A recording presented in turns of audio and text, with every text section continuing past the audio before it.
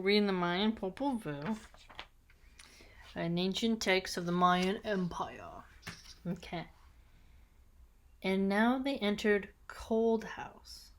There are countless drafts, thick, falling hail inside the house. The home of cold. They diminished the cold right away by shutting it out.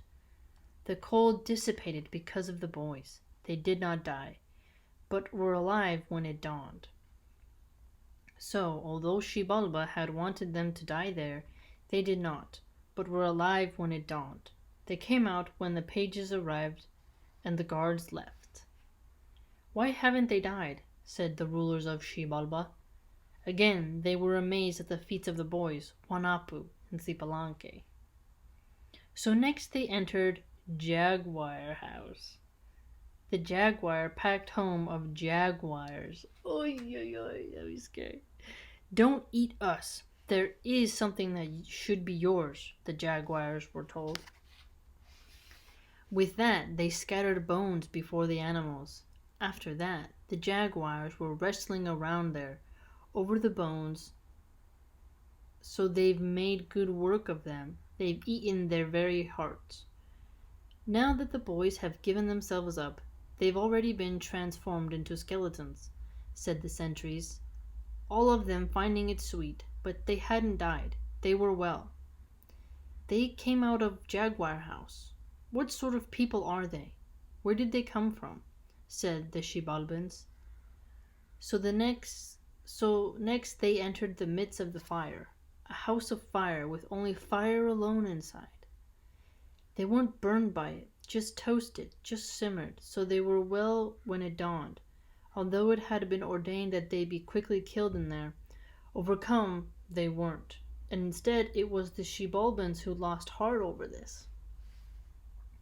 Now they were put inside Bat House, the bats alone inside the house, a house of snatch bats, monstrous beasts, their snouts like knives, the instruments of death.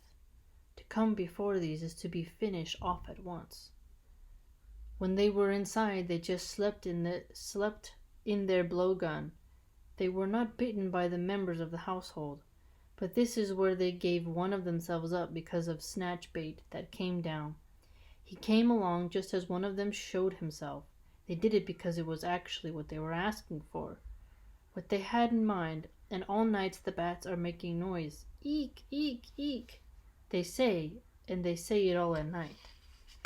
It's interesting how there's these different houses in the underworld that you go into and you have to, make it out of. Think of that as like our workplace. Our work is like a house in Xibalba. Then it let up a little. The bats were no longer moving around. So there, one of the boys crawled to the end of the blowgun, since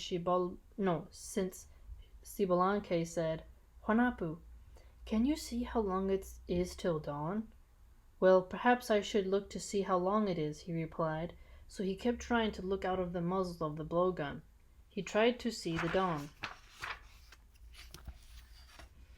And then his head was taken off by a snatch bat, leaving Juanapu's body still stuffed inside. His head was snatched off. "What's going on? Hasn't it dawned?" said Zipalanque. "No longer is there any movement from Juanapu. What's this? Juanapu hasn't left, has he? What have you done?" "He no longer moves. Now there is only heavy breathing."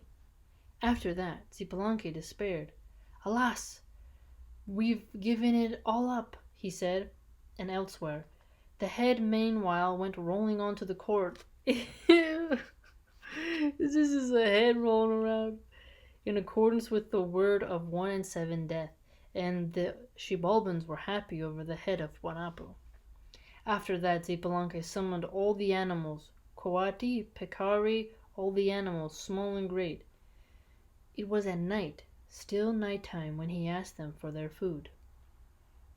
"Whatever your foods are, each one of you, that's what I summoned you for, to bring your food here," Zipalanque told them. "Very well," they replied. Then they went to get what's theirs. Then indeed they all came back. Hold on. There's the one who only brought his rotten wood. There's the one who only brought leaves. There's the one who only brought stones. There's the only one who brought earth. On through the varied foods of the animals, small and great, until the very last one remained, the coati. He brought a squash, bumping it along with his snout as he came, and this became a simulated head for Whanapu. So a squash is gonna be the head of Whanapu? Huh. Let's see where they take this. His eyes were carved right away. Then the brains came from the thinker, from the sky. This was the heart of sky, hurricane, who came on down into Bat House. The face wasn't finished any too quickly. This reminds me of a jack-o'-lantern. There's a funny, it's not supposed to be funny, but a Halloween movie that has the jack-o'-lantern head. What was it called? I don't remember. But, this person doesn't have the evil monster dude doesn't have a head, he's a jack-o'-lantern. So it's funny that the squash is being carved as a head for, Whanapu. Wow. It came out as well. His strength was just the same. He looked handsome. He spoke just the same. And this is when it was trying to dawn, reddening along the horizon. Now make the streaks, man, the possum was told. Yes, said the old man, when he made the streaks. He made it dark again. The old man made 4 streaks. So here's the hieroglyph of Sipalanke summoning all the animals. Okay. The next one was, his head was taken off.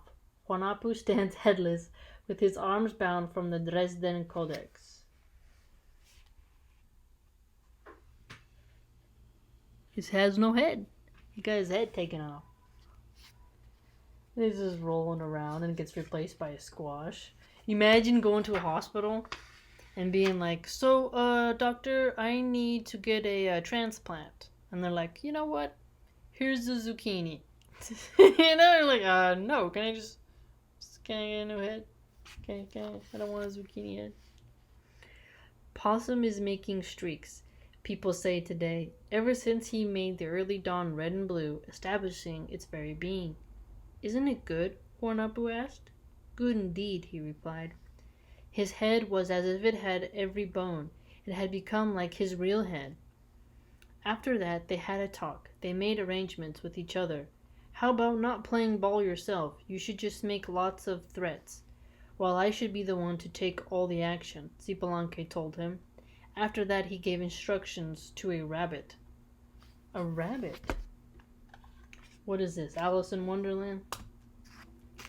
Your place is there above the court, on top. Stay there among the ball bags, the rabbit was told by Sipalanke. Until the ball comes to you, then take off a while I get to work, the rabbit was told. He got his instructions while it was still dark.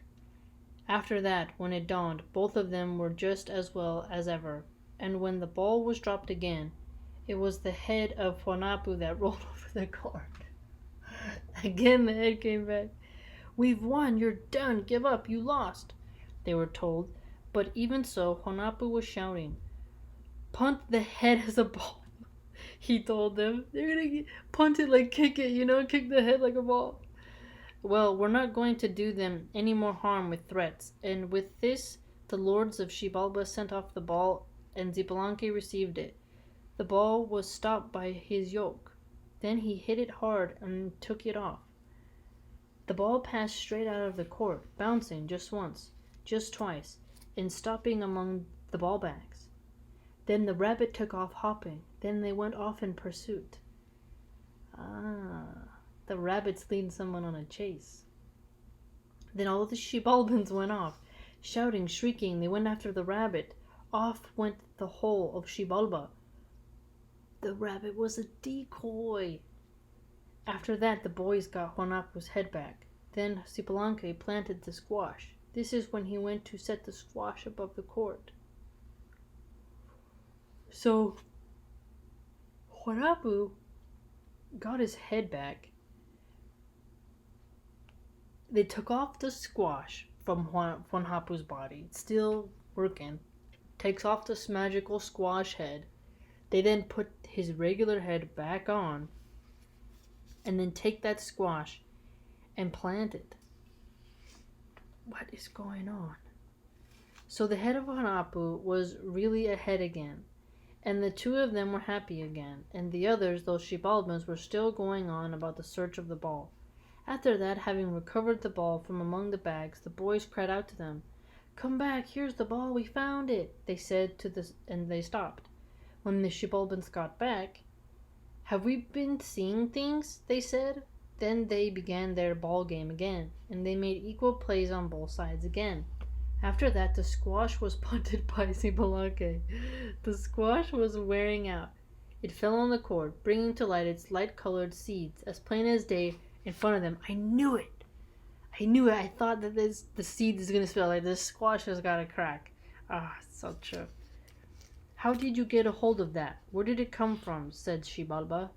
With this, the masters of Xibalba were defeated by Huanapu and Cipalanque. There was a great danger there, but they did not die from all the things that were done to them. Oh my gosh. Oh, sorry, family, I haven't had any tea. Wow. So, we used to call each other potato head, pumpkin head, and other kinds of like mean words for like a dummy. But Huanapu having a squash head, and then the rabbit like leading all of Xibalba away because they're trying to look for the ball. Like, where did it go? Because this ball game, I guess, is like a challenge in the underworld if you're going to be able to leave or not. And the rabbit helps Huanapu and Zipalanque. And eventually the squash, breaks. Huanapu gets his head back. I mean, this is crazy. It's hilarious. What is going on? The creativity of the Mayans, man. I mean, you can't say they were not creative, right? It's so funny.